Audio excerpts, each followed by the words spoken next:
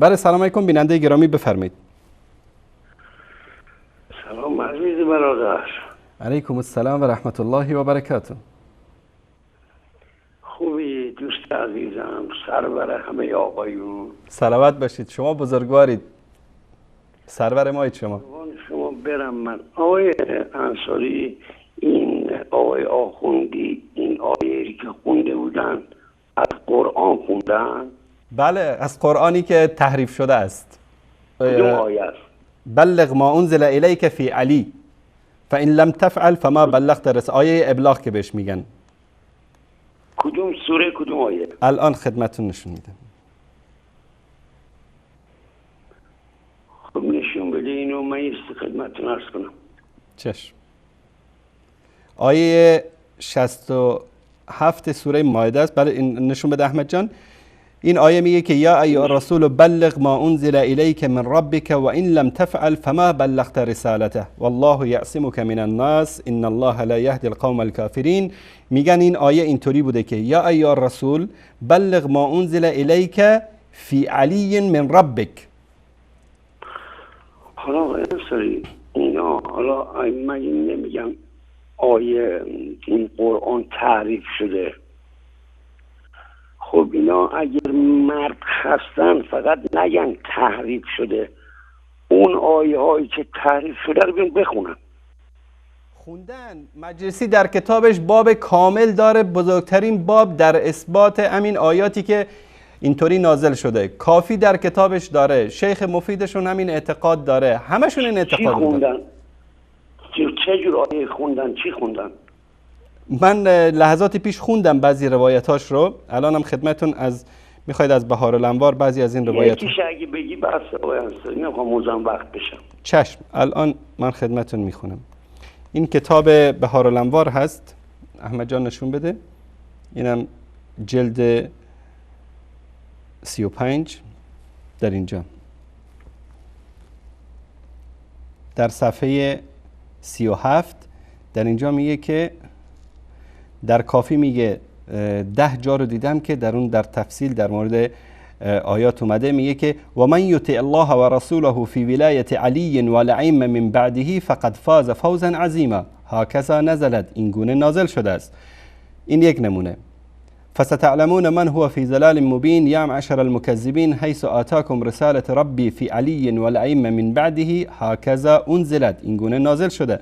سأل سائل بعذاب واقع للكافرين بولاية علي ليس له دافع ثم قال والله نزل بها جبرائيل على محمد صلى الله عليه وسلم. این گونه جبرائیل به محمد صلی الله علیه وسلم والله که این گونه نازل کرده.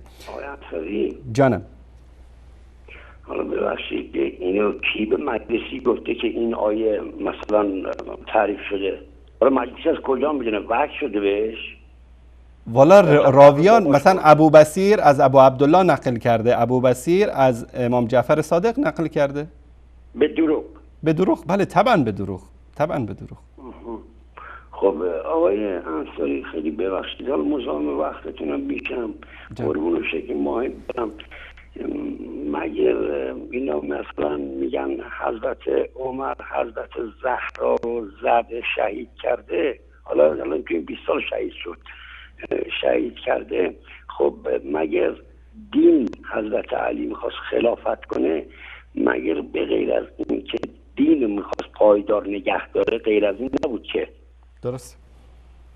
خب دین میگه زنده به گور نکنید، به زنان احترام بذارید، نمیدونم زور نگید، توهین نکنید. دین میگه به خاطر ناموست اگر کشته شدی شهید هستی. من قتل دون عرضه فهو شهید.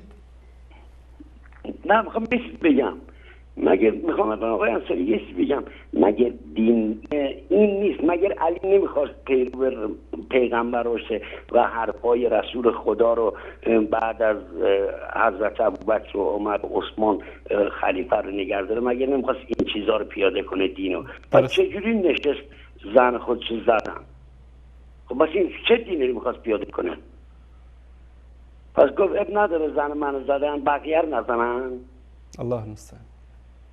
آره دیگه مثلا گفت مثلا خود دین اینی که نزنید، زور نگید، زور قبول نکنید، احترام بگذارید، زنده به گور نکنید.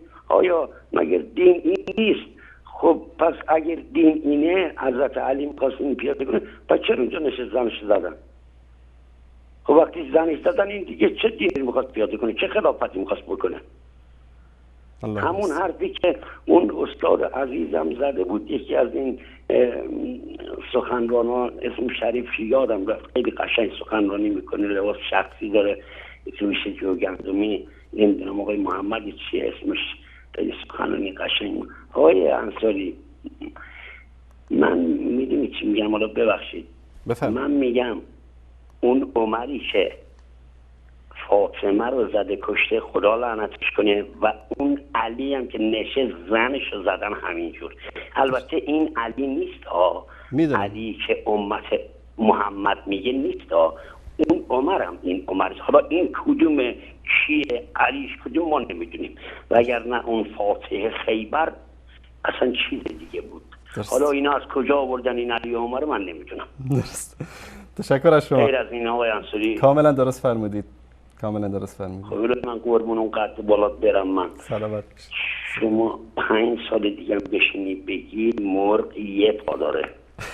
شما این شبکه جهانیه، همه میبینن، شما نمیدونم مگر دین ندارید، چرا سوختید من نمیدونم. تشکر از شما آقا محمد بشم. ببخشید مزاحم شدم، یکی دو تا سوال می‌خواستم بپرسم فراموش کردم اصلا. الله متعال حفظتون کنه ان شاء الله هفته آینده. آقای انصاری من یه تعجبم، ببخشید یه سوال، اینا آیا اعتقاد به جهان آخرت ندارن؟ والا اگر می‌داشتن این کارا رو نمی‌کردن. آخه با یه من ریش اونجور، آخه من نمیدونم اینا اعتقاد ندارن. من چند وقت پیش با یک بحث میکردم، میگفت علی، من باش بحث سنگین داشتم، میگفت علی برگشت که ما یک فرق با خدا داریم، ما 14 معصوم، فقط اینی که ما رو نمیپرستن. ببین شما رو خدا آقای انصاری، الله یعنی خدا رو شد که خدا الان میپرستن متاسفانه میپرستن. الان خدا رو شد که الله متعال شما رو فرستاد و الله هم لطفی بر ما کرد، ما رو آگاه کرد، به راه راست هدایت کرد توسط شما شبکه‌های حق و حقیقت. وگرنه آقای انصاری ما هم دوزخی بودیم. الله المستعان. خدا رو شکر خدا این لیاقت به ما داده. الحمدلله. قربون شما هم برم، همیشه به خدا شما رو دعا می‌کنم. احمد جان میگه دوست دارم، هرچی هم به من بد کنی با دوست دارم. سلامت باشی. من قابل نیستم احمد جان، من قابل نیستم قزوینی فدات شه. قربونت برم، شبت بخیر. تشکر از شما، خدا نگهدارت.